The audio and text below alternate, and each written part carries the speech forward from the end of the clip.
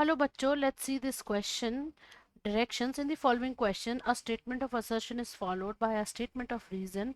Mark the correct choice as if both assertion and reason are true and reason is the correct explanation of assertion.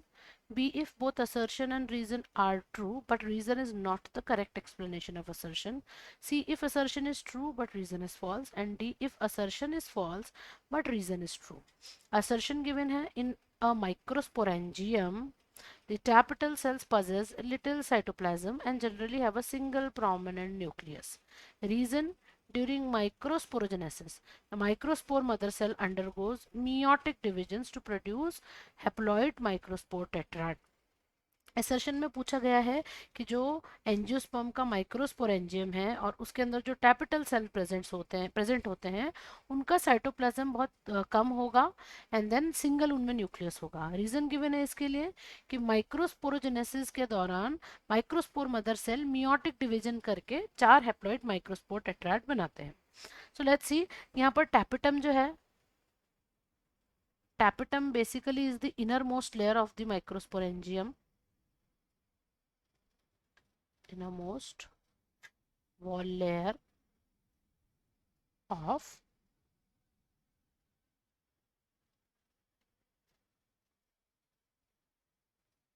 microsporangium. और इसका जो main function है, it is nutritive in role that it nourishes the developing pollen grain. Developing pollen grains. Now जो tapetal cells होंगे, these tapetal cells they enlarge radially. Enlarge हो जाएंगे ये radially और इनमें बहुत सारा प्रोटोप्लाज्मिक कंटेंट जो है वो फिल होगा as a nutrient. So they enlarge radially and they become filled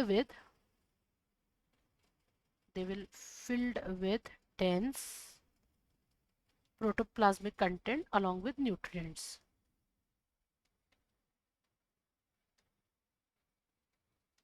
Protoplasmic content as well as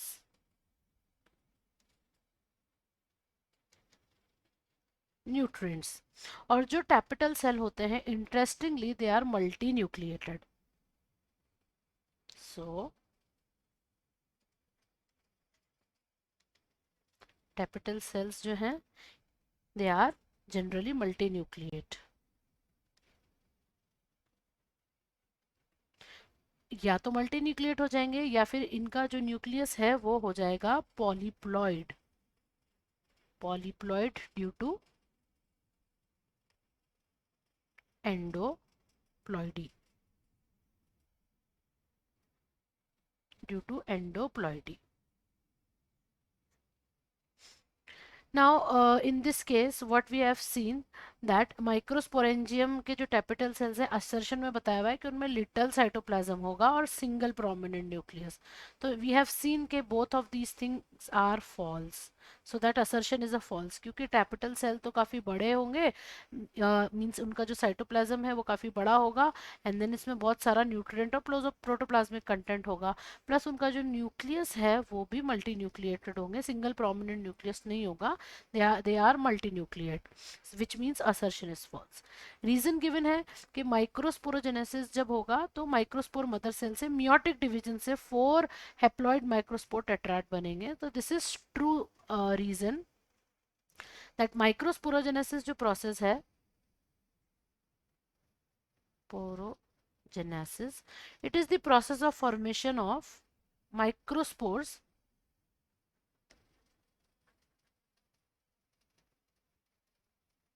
formation of microspores which are haploid from pollen mother cell या microspore mother cell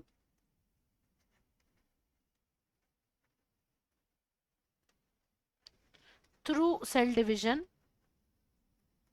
meiosis. Since reductional division is required कि 2n है microspore mother cell और उनसे haploid pollen grains का या microspore का formation होगा, तो जो सेल डिवीजन यहाँ पर होगा वो मियोसिस होगा, which means जो reason यहाँ पर given है it is true. So the final answer to this question is option D, that is assertion is false but reason is true. I hope you understood it well. Best of luck.